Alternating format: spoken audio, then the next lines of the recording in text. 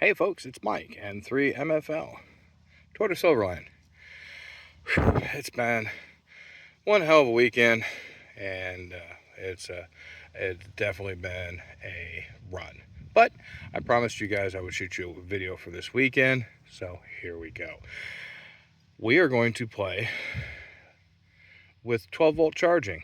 We're going to take a little MIADY battery and a solar panel and a charge controller and a monitor to show you how simply it is to charge your battery for the field if you're doing POTA, emergency communications, etc. These are all, you can get all these on Amazon without a problem. They're very simple things to pick up, and you can be on 12 volt with your HT for battery backup, for charging. You can, God, there's just so much you can do with these. But this is a very simple setup, super simple setup. And what I'll do is I'll go step by step with you, and we will see how easy it is today on Tortoise Overland.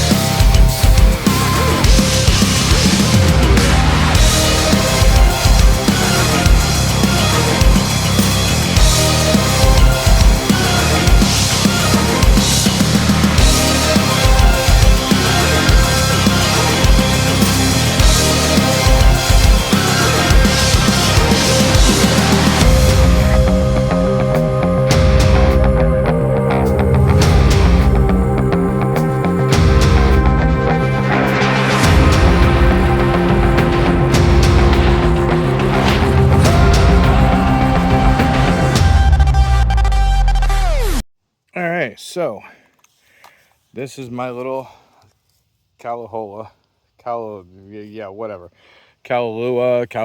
have no idea. I got this a while ago. Love this stupid table. It breaks down to a little tiny bag. But we're gonna start with a simple charge controller. So this is the SOLPERK 12 volt, 8 amp waterproof controller. I did modify it. I did put Andersons on here. I pretty much have Anderson power poles on everything. Literally everything. Anything that has to do with 12 volts in the Tortoise, which is over here still, 2.5 pound terrorist. But everything in the truck is 12 volt, and it runs on Anderson power poles, even my refrigerator. So we're going to start with this, and I will insert the link here, or picture here. And waterproof controller.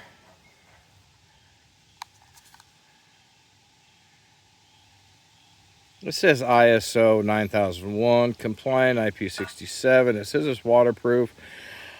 It's probably as waterproof as a sieve that your grandmother used to run flour, or your wife, or your mom. I would bet this is not very waterproof because, yeah, that screw hole there.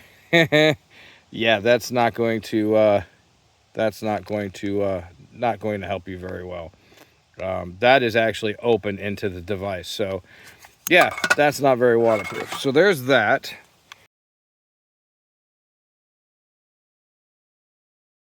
And I got this ANGKPOWER. This is a precision watt meter and power analyzer. It works pretty good. I was actually surprised. Very astute. and it came with Andersons. So somebody's listening, but it came with Andersons, and I'm pretty happy with that.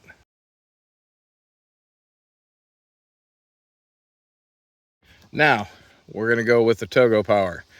This is 100 watt foldable solar panel. It's a stiff boy. It's not flexible. It's pretty rigid, but this just slides down. You can tell it's been around, but very nice. So what turned me on to doing this was this. It has a multiple outlet adapter on here. I mean, I could plug this into my Jackery, which I do. I have a Jackery, I plug it into that. There's multiple little plugs right here. Really long cable. You could charge your phone off of it. USB-A, USB-C, right there. And it comes with kind of instructions. Best, okay, bad, blah, blah, blah. Read user manual, flammable material, or they gotta tell you. So it's not too bad. It's 18 volts at 3.3 amps max. The DCA and the USB-A and the USB-C, not bad at all. You know, you really, it'll put USB-A 12 volts 2 amps max. It'll put USB-C out at 15 volts 3 amps max. It's not bad. You could charge a computer off of this stupid thing. They're not very expensive.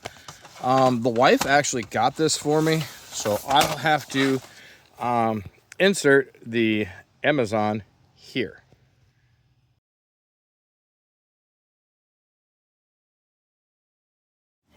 All right, now I'm back to normal. What really tripped my trigger on this was these Anderson power poles. This is what it uses to connect everything to this. So grab the Andersons and let's see. This is my input, so I'm going to connect solar panel first. So solar panel is connected. It says output charging. Wow, that's interesting. I charged in the controller into the source of my ANK, and guess what it didn't do? I either just cooked this with the solar panel, which is gonna make an awesome video. Oh Lord, this is gonna be a jumbled video. Oh no, okay. So it's saying that is okay. All right, that's interesting. It's got some bright ass LEDs. Oh man, there goes the sun. So let me plug this in. Okay. All right, so I'm gonna plug this in first. Then I'm gonna plug the solar panel in. Aha! There we go. All right. Okay, so the order of operation: plug the solar panel into here, plug the controller into the solar panel, and then plug your load, which is your battery, to the load side, and then plug your source side into the controller for the charger, or for the solar panel. So we're getting pretty good exposure. Let's see. Right now we're getting 1.46 amps. 21.4, 24, at 13.5. It needs to be more power than that. Why am I getting such resistance? Because this needs to be like 14.6-ish to charge a lithium iron phosphate. Oh, by the way, there's my LiFePO. It's MIADY. Let me get that in focus a little bit better. It's a good little battery. And trying to get some good shadow here. So 26 watts. That's interesting. Even the wattage is down. I wonder if this solar controller is terrible. Because, I mean, I'm only getting 2 amps worth of power. I'm getting 26.7 watts. 28. Now I'm getting 2 amps.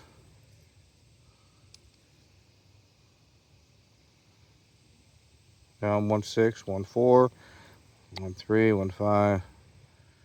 Sun's going into shadow. Well, it's not the exact results I was looking for, but you know, I mean, it's a setup that you could use to charge your battery back up. Very simple, very easy to do. I'll edit this down so it doesn't look like I'm a monkey in a factory. But yeah, I'm kind of unimpressed. I wonder if my battery is that charged up, because I did charge it a little bit before I left, and it looks like the wattage is or the amperage is going down, and the wattage is going down. But the sun is behind some clouds, so yeah, I don't know. I'm not very impressed with what I thought would be.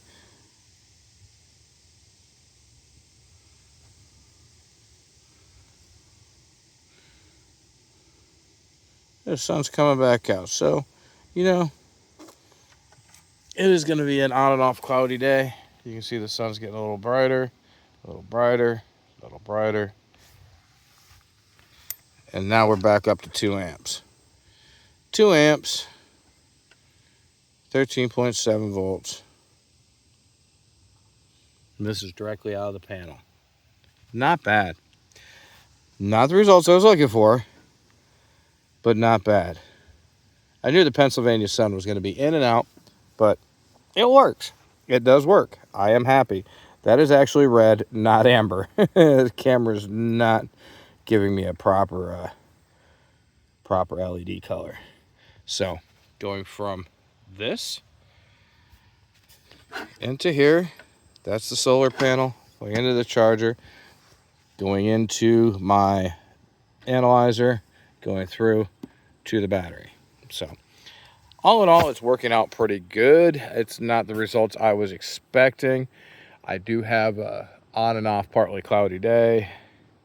So, you know, if I was taking a break and I wanted to charge the battery and I had plenty of sunshine and the bands were dead, yeah, I'll be charging my battery. Battery charge, or the MPPT controller from the solar panel says, "Hey, you're charged." Let me go over here and look. Hey, you're charged. There's the voltage we're sitting at. So your source is still got power, but your load is charged, which is the battery. So, hey, it works out real well. Works out very well. This is awesome. Works out good. And my panel's pretty much been shaded. You can see the bright sun out there, but it's been shaded. The sun's out now. I just wanted to leave this panel in the same place. But yeah, works good. I will also tell you that this does not need this to charge this. Let me say that again. This does not need this to charge this with that. This has a BMS, or battery management system. I plug this directly into this after plugging in this. Plug your solar panel in first and then put your load on, and it'll tell you if your battery's charged. That is as simply as it works. If you don't want this and don't want to see what's going in or out of your battery, and you just need to charge it, you can get this. I will tell you, you will have to change your ends on the cable if you run Anderson's, or change them to whatever connector you need to go from there to there. Folks, that's free energy. I don't have to plug my truck in. I don't have to run my truck. I can just run that battery, that panel, and charge it up. 20 meters, the bands might be dead that day. You want to hop on 40 at night, there you go. And you can always expand this system. But remember, do not over exceed the capacity of this with too much output of that. That is a no-no, because what will happen is that will turn that on fire. So, if there are any questions, please leave them in the comments. I will thusly go through them and check them out. Okay, so when I said you don't need this to use this to charge this with that 2.5 pound terrorist. Hello, Isabel. Isabel. Hi. Hi. Oh, a good girl. Okay. So that will charge that with that by itself. Does that make sense? That will go through that to charge that. You only need this. You only need this. I will tell you, do not put this outside because it is not waterproof. It is not IP67. I haven't opened it up. Maybe we'll open it up in another video. Maybe the board is sealed. But from what I can tell right there, and right there, that baby is not sealed. There is no way that this is IP67. This is in your trunk waterproof, in a case waterproof, in a go box waterproof, but that is not waterproof on its own. I wouldn't trust that being waterproof any further than a Chihuahua can fly. Isabel. So, yeah, that can charge that with that. You don't need this. But I will say, this should be a must-have. You should have an analyzer. You should have one just to take care of that. Because that can cook that. And trust me, folks, when I tell you, it is a bad thing when that can cook that. That's why you never plug that directly into that. Way too much voltage, way too much current.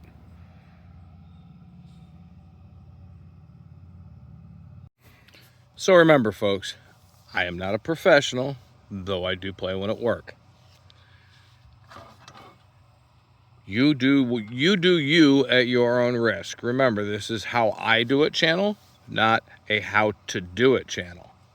But this channel is just to make suggestions on what to use to make simple life choices with powering and charging your battery in the field in case you need to, because you might have that giant pileup, and that giant pileup is all dependent upon this battery.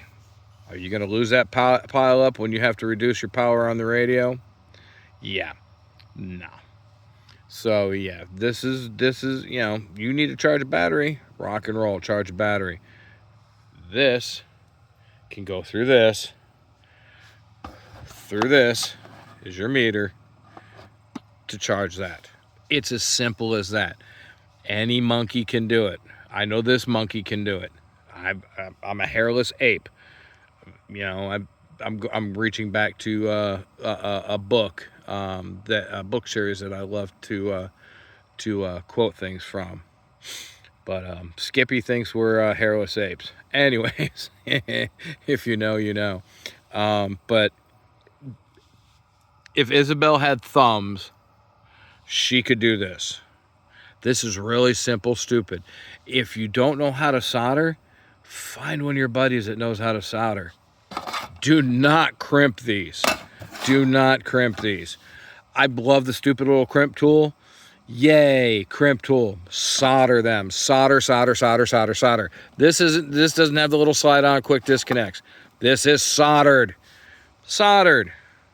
And then it goes in a little box and the wire comes out and rock and roll.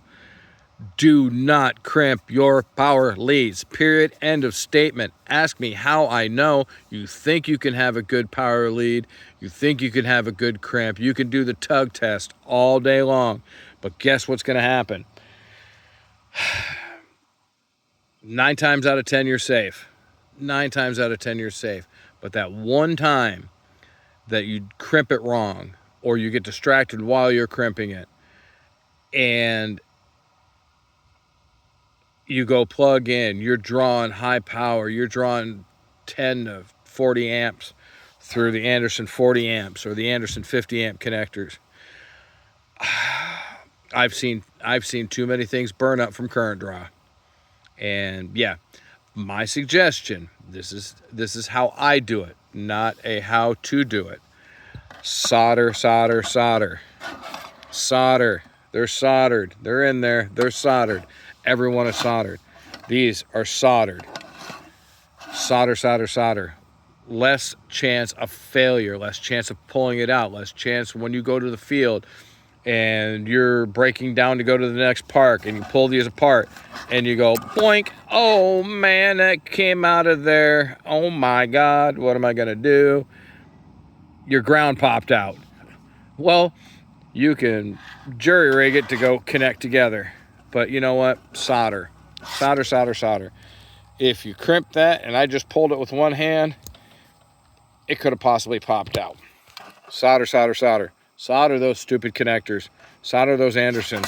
Solder, solder, solder. If you don't know how to solder, learn how to solder. Solder, fuse, weld, whatever country you come from. It is heating up the metal, putting tin and lead into the connection and solder. Learn how to solder. I tell you what, it'll save you in the field. It'll save you crying. It'll save your cable being burned up. It'll save a whole lot of things. That is my suggestion, not a how-to, but how I do it. I recommend soldering. Please solder your connections. I tell you what, man, it'll never fail unless the wire breaks, physically breaks from inside the connector. If it breaks, then you're screwed anyways. But solder, solder, solder. Yes, solder. So sun came back out. What are we at? 1.5. I got a little bit of tree occlusion on the solar panel, but 19 watts. I think that's supposed to be a 60 watt panel. Let me take that back. I think that's a 60 watt panel. I do not think that's a 100 watt panel. That is a 60 watt polycrystalline panel. Not a monocrystalline, but a polycrystalline panel. And I always get my panels a little goofy, but I think that is a 60 watt panel, not 100 watts. Because I don't think I've ever had 100 watts out of that thing. You know, they lie to you. You can see the shadow. It's in a little bit of shadow right now. But it's still 17 watts. And the sun's getting bounced around. But, yep. Hey, y'all have a good day. I am looking at 20 meters. And no noise. No noise. Let's try 40. Let's hit the right button. Wrong way.